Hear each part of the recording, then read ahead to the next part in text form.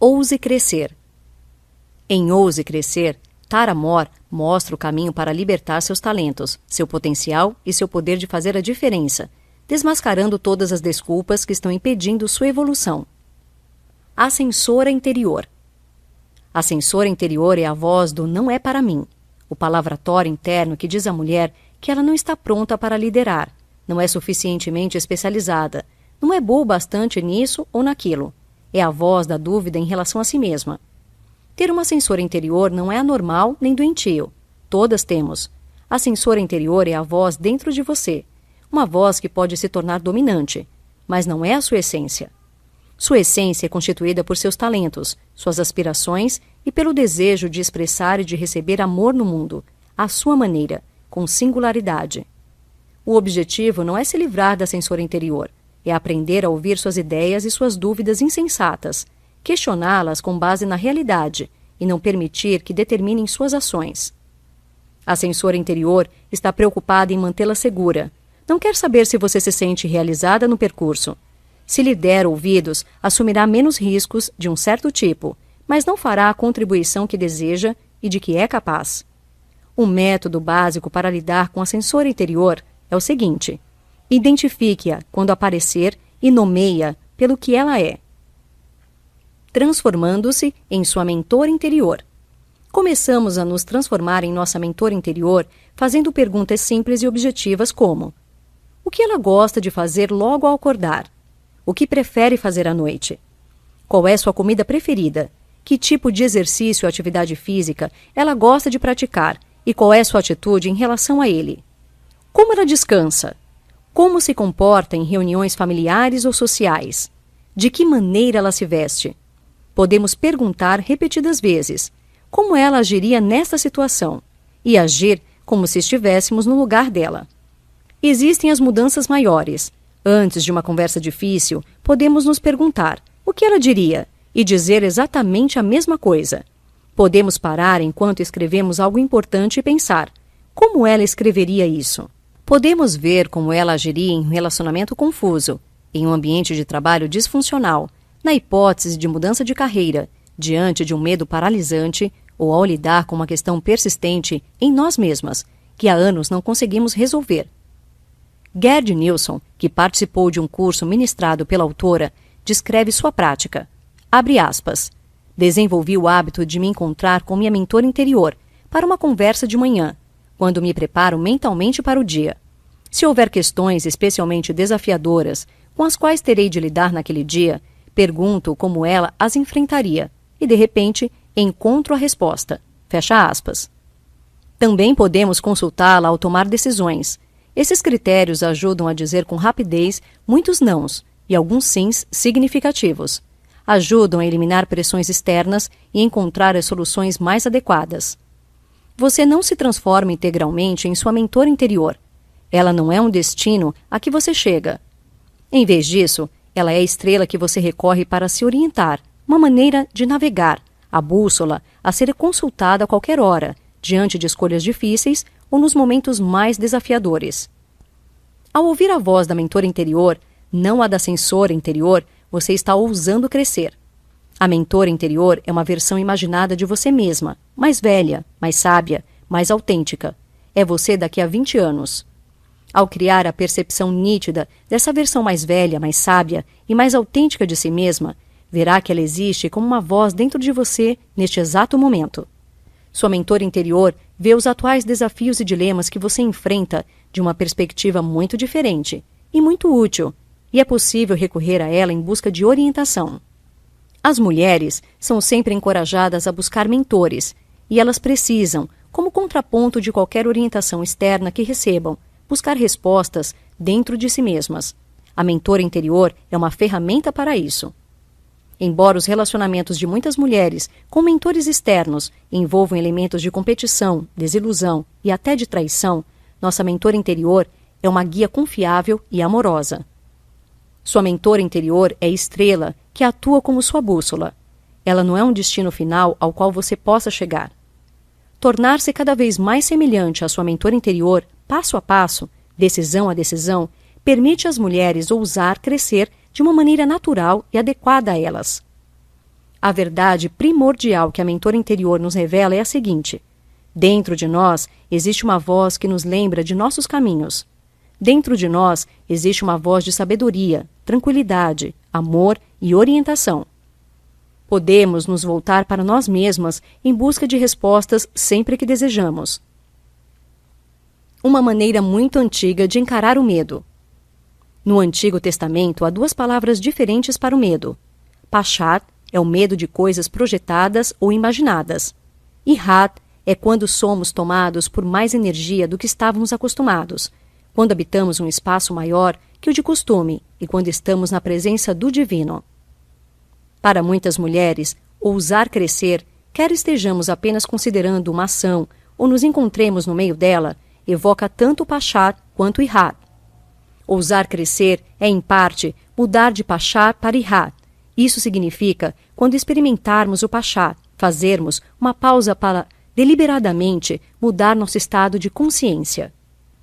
Nosso propósito é reduzir a influência de medos do tipo Pachat na nossa vida e, ao mesmo tempo, buscarmos e cultivarmos experiências de Ihat. O Pachat surge quando o ego percebe algo que possa ameaçar sua frágil visão de si mesmo. O Ihat surge quando iniciamos algo, ou pensamos em iniciar algo, que transcende o ego e nos impulsiona para um eu superior. Nosso trabalho com o Ihat é reconhecê-lo e recebê-lo pelo que é. Nosso trabalho com o Pachat é aquietá-lo e administrá-lo, porque esse tipo de medo geralmente nos desorienta, levando-nos a recuar a fim de evitar riscos emocionais ou danos potenciais. Isso nos impede de partilhar nossa voz, de sair de nossa zona de conforto e de perseguir nossos sonhos. Libertando-se do jugo do elogio e da crítica. Quando dependemos de elogios ou evitamos críticas, não podemos expor ideias controversas nem lidar com a resistência que se manifesta ao atuarmos como agentes de mudança, nem desbravar novos caminhos para a realização pessoal, caminhos que outros talvez não compreendam nem aplaudam. Libertar-se da dependência do elogio e da crítica é uma das principais mudanças que devemos empreender para ousar crescer.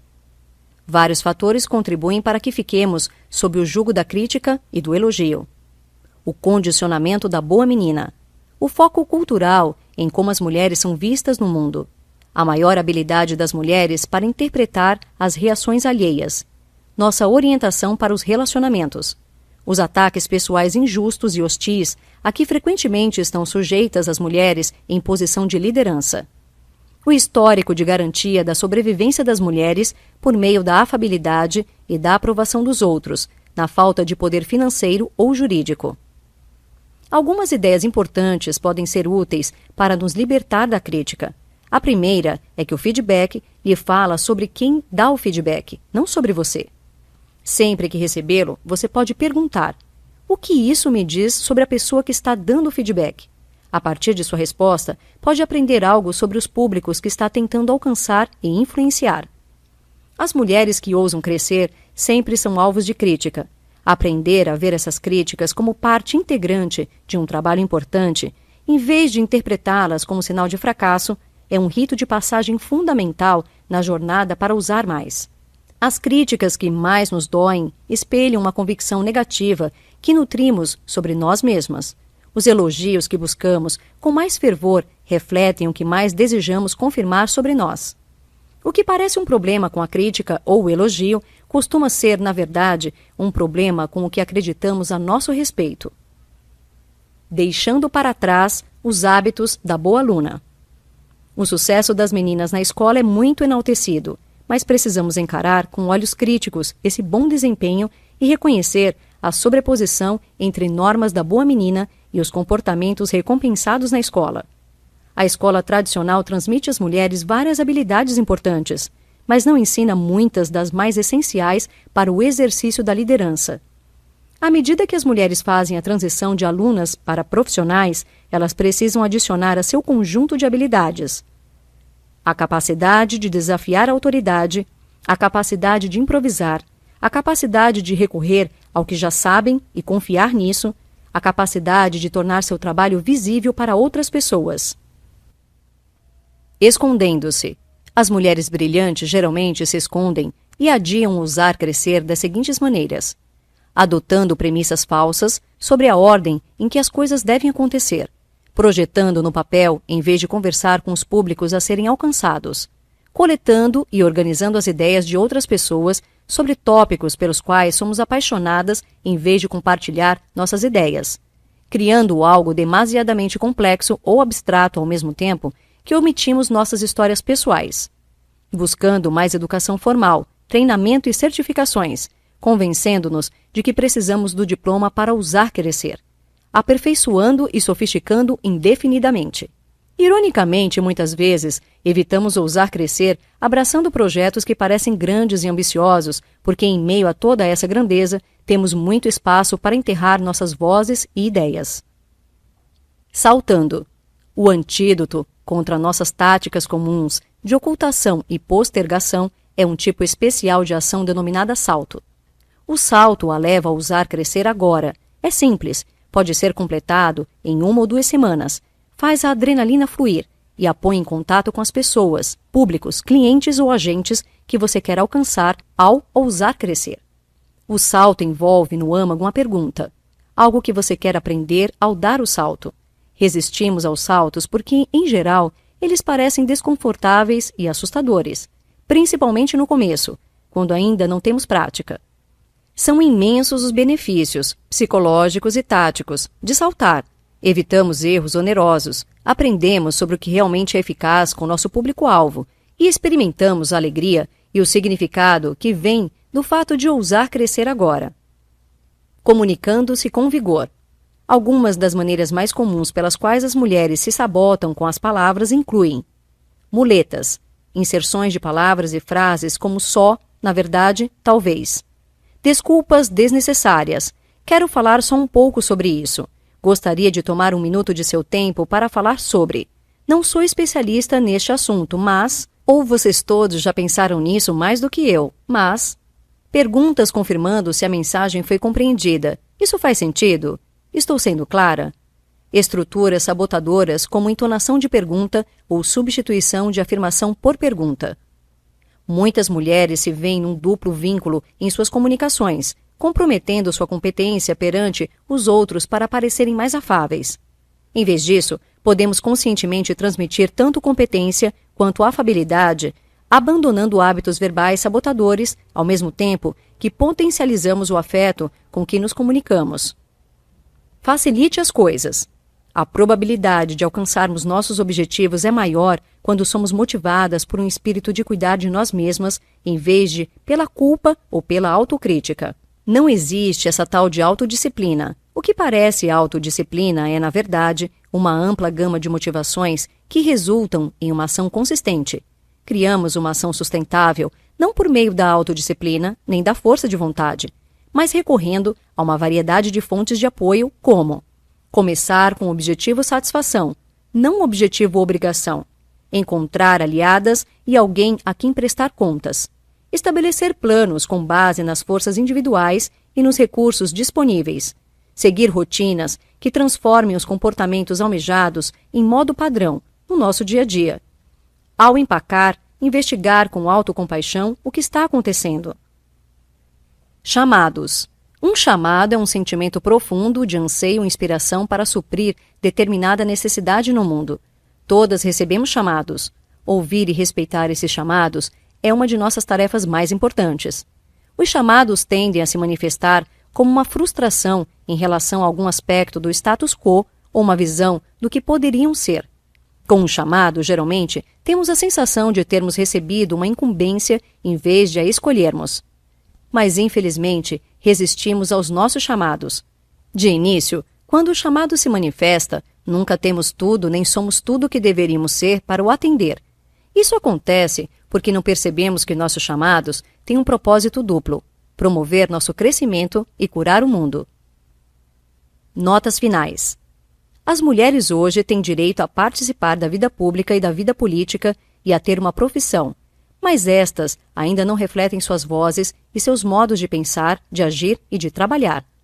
Isso significa que, ao participarmos desses domínios, com frequência nos sentiremos como forasteiras, estranhas, em uma terra estranha. Nossa missão consiste em não recuarmos diante disso, mas assumirmos nossa pequena parte no trabalho dessa equipe de transição, expondo nossas ideias, nossa voz e nossos chamados de uma maneira autêntica para nós. Assim, criaremos uma cultura mais saudável e equilibrada, que reflita tanto as vozes dos homens quanto as das mulheres. Isso significa que, voluntariamente ou não, você será uma revolucionária, pois qualquer mulher que seja autêntica em seu trabalho difundirá ideias e estilos contrários ao status quo de sua empresa, setor de atividade ou comunidade, um status quo definido por valores e modos de trabalho masculinos. Você não precisa declarar-se uma agente de mudança. Quando uma mulher de fato ousa crescer, de acordo com o que entende por ousar crescer, ela se converte naturalmente em agente de mudança. Na mente das mulheres em todo o mundo se encontram as sementes das soluções para a mudança climática, a pobreza, a violência, a corrupção. Em milhões de comunidades, organizações, empresas e famílias, as mulheres sabem o que precisa ser feito. Ousar crescer é fazê-lo.